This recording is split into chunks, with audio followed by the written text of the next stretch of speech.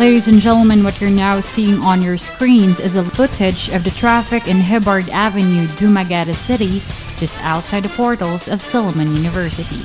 And as you can see, the traffic in our intersection is still not too heavy, but we expect this to get much congested as our students and employees go home from their respective schools and workplaces. And here's another video of the same street, this time facing the portals of Silliman. And as you may have noticed, the right lane of the street is more congested than the left. These vehicles are most likely parents fetching their children in Silliman Elementary School and Silliman High School. On the left, pedicabs are taking the lane as commuters travel around Dumaguete City. Today on Silliman Updates. Other news, Papa. The Roman Catholic Church proclaims Jorge Cardinal Bergoglio as new pope. Sillimanians and Protestants say they're supportive of him. Despite the many paid political broadcasts or block timers in Dumaguete, voters say they're not convinced. The Negros Oriental government says they are in their final preparations for Palarong Pambansa next month, even spending over 13 million pesos. And Dumaguete City Council gives 22 million pesos for disaster funds. Will these funds benefit disaster victims? Maayo jud unta nga makatilaw pud mi ana nga ilha nga budget.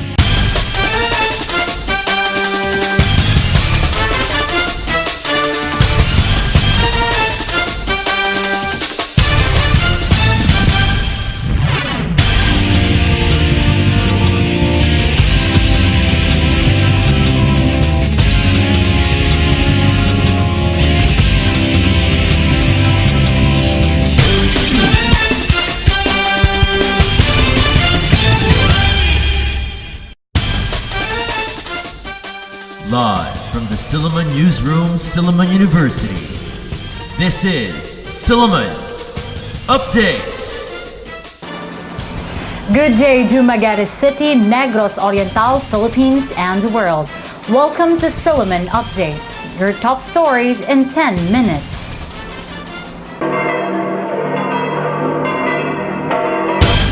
It is not only the Catholics who are happy upon the election of Pope Francis I as the new elected leader of the biggest church in the world. Sillimanians and people from other faiths have also expressed their support for the new Pope. Ella Ayanco reports. Other news, Papa. After this announcement last week, Argentina's Jorge Cardinal Bergoglio stepped up to become Pope Francis, the 266th Pope of the Roman Catholic Church. But it's not only the 1 billion Catholics around the world who are happy having a new Pope. Sophomore mass communication student Lurleen Carmona thinks that Pope Francis's ways of simple living can help him lead the Church more effectively. If the leader is humble enough to go down to the people, that means that his reign will be good. Reverend Bernadette Morales of Silliman University Church says that Pope Francis has come into leadership of the Catholic Church in its critical times. That the new Pope has a lot of issues, and I really feel that he has to kind of usher a new season of appreciation of faith. The Pope is still on his first step on his long journey in governing the Catholic Church.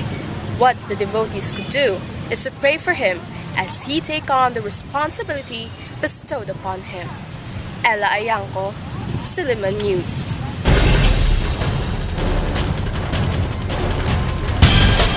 As midterm elections is fast approaching, block timers dominate the airwaves in Dumaguete City as they convince their voters to be in favor of their candidates. But Dumagueteños say their votes will remain unaffected. Here's Evelyn Tuisa for the story. With less than 2 months before the May 13 elections, all sorts of campaign strategies are now found in streets, over televisions, newspapers, and of course the radio, even before the campaign period took off for national candidates last month. Posters, streamers, TV ads, print ads, and radio ads, most common and believed to be most expensive through block timers.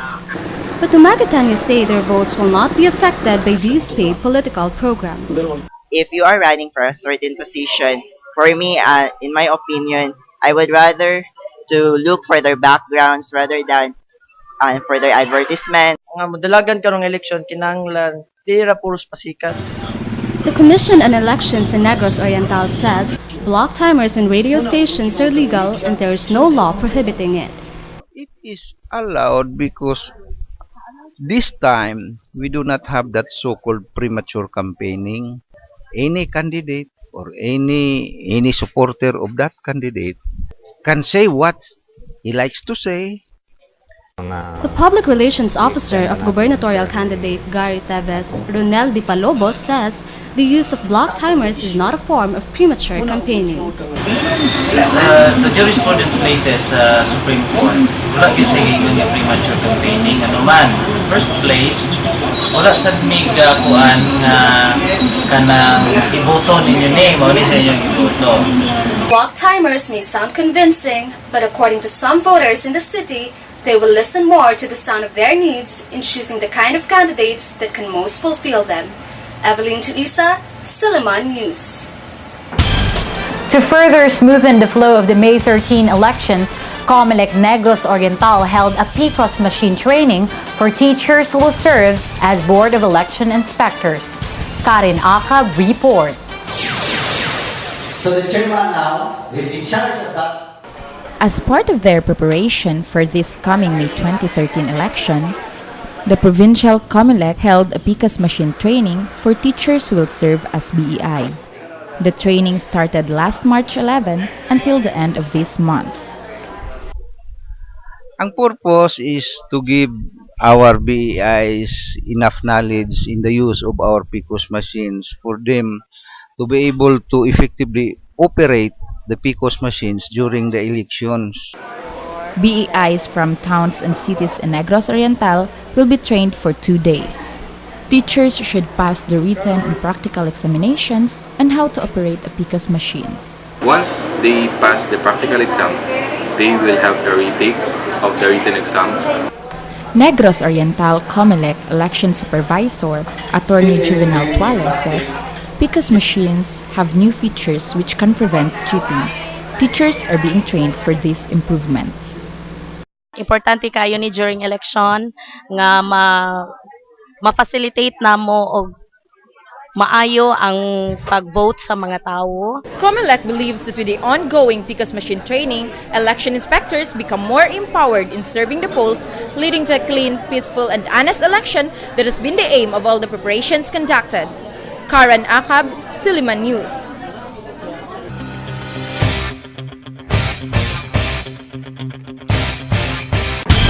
The Negros Oriental government has spent 13 million pesos in preparing the venues for Palarong Pambansa 2013. This came after the province declared that it is on its final stage of preparation for next month's event. Trisha Abunal reports. More than 10,000 athletes will be coming to Dumaguete City next month for the Palarong Pambansa this year. One of the athletes is a swimmer from Dumaguete City, Brian Araula. She is a fourth-year high school student of Ramon Teves Pastor Memorial Dumaguete Science High School. She prepares well for the Palarong Pambansa by training every day for 1 hour and 30 minutes. Second time for Palaro. Excited because I can meet my friends from the other regions and scared. A report from the Negros Oriental Engineers Office says the government spent more than 5 million pesos for the repair of school buildings and for the improvement of the lodging quarters for the sports officials. More than 4 million pesos was allotted too for the construction of school facilities such as kitchen and comfort rooms. Also, another 4 million for the improvement of the venues of sports events at the Mariano Perdices Coliseum. With Palarong Pambansa 2013 coming next month, the Grances hope that the event will help boost the province economy and tourism through the preparations made by the government. Trisha Abunal, Silliman News.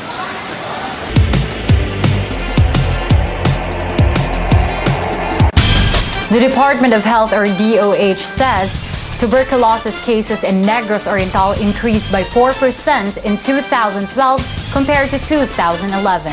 Crystal Javier has the details. Silliman Adagid from Dumaguete went to the City TB Dots clinic last Wednesday. He went for a checkup just to make sure.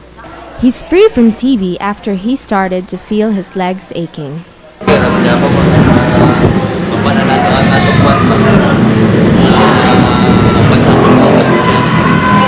Unlike Silliman, more than 2,200 people in Negros Oriental were diagnosed with TB last year.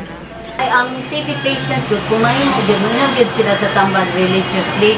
6 months daily gud na walay palta-palta. According to DOH in Negros Oriental, there have been 60 retreatment cases of TB for 2011, while this slightly decreased in 2012 with 56 cases. These include treatment failure, relapse of the disease after taking medication, and those who simply didn't complete the 6-month process. But the DOH still assures citizens that their anti-TB programs are working. Are doing quite well with regards to the TB program, and it is one of the programs we have very good accomplishments because we were able to reach the expected target.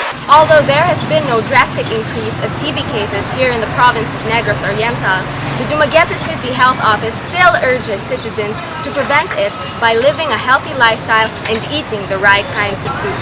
Crystal Javier, Silliman News. Over 22 million pesos has been allocated by the Dumaguete City government for disaster funds this year. This was after Dumaguete was hit by natural disasters 3 years in a row. Raffy Cabristante reports. Since Sendong on December 2011, numerous natural disasters have struck the city. The February 6, 2012 earthquake, Typhoon Pablo last December, and Typhoon Auring early this year. Because of these successive natural calamities, the city government of Dumaguete has allocated 22 million pesos in disaster funds for 2013. This will be used to carry out a 5-year disaster management plan made by the City Disaster Risk Reduction and Management Council or CDRRMC. Kailangan i-divide na nato og 70% and 30%. Ang 70% for kuan na siya mitigation, prevention, and preparation. And ang kanang 30% in kaso mag-declare tag state of calamity or emergency, then magamit na siya dayon. To fully realize the said 5-year plan, the CDRRMC, along with the German Development Cooperation or GIZ, held the local disaster risk reduction management seminar workshop last Wednesday and Thursday.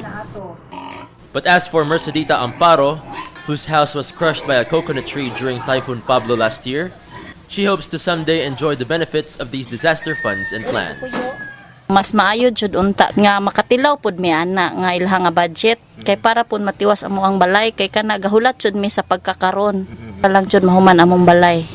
With the CDRRMC holding a large amount of money and a thorough 5-year plan, the Magateños hope that when another disaster comes, they will see much lesser casualties and damage like this old floating office.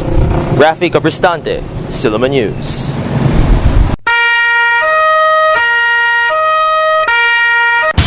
With the need to harden up security in the City Council of Dumaguete held its second reading on the proposed Office of Peace and Order last March 16. Danielle Magaso has the details. Alongside progress, crimes in Dumaguete City such as drugs, murder, and theft cases have increased. An Office on Peace and Order, or OPO, is being established by the City Council in response to these cases. Principal sponsor Councilor Antonio Remolio hopes that OPO will enhance the various protective services of the city through various means. Makita mo na to, we're able to see that it is poorly coordinated because we will have to do such coordination not only with the police force but with the Barangay Special Police Office, with the Barangay Tanods. OPO will coordinate with the Dumaguete City Police Department and the Department of Justice, or DOJ, in enhancing security and efficiency. PNP Dumaguete refused to comment on the issue. While the council deliberates on the matter, local citizens still have mixed opinions on its standings. Makatabang, nakakatulong ito sa mga tao, especially sa mga Dumagueteños. Yeah, I think so. I think it would lessen the crime rates of Dumaguete. Igoro po kung mo sunod unsay inyohang kuan. With the Office of Peace and Order now in its second reading, Dumagueteños can hope that these efforts by the government will further strengthen the safety of the people here in Dumaguete City. Daniel Magaso, Silliman News.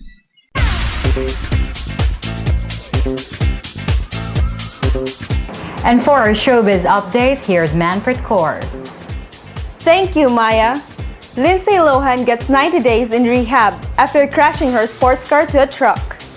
Former Disney singer and X Factor judge Demi Lovato is in the Philippines for her first ever concert in the country.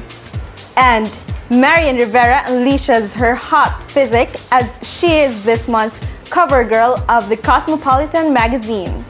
For more entertainment updates, watch this. Actress Lindsay Lohan gets away again from jail and lands in rehab after smashing her sports car to a truck.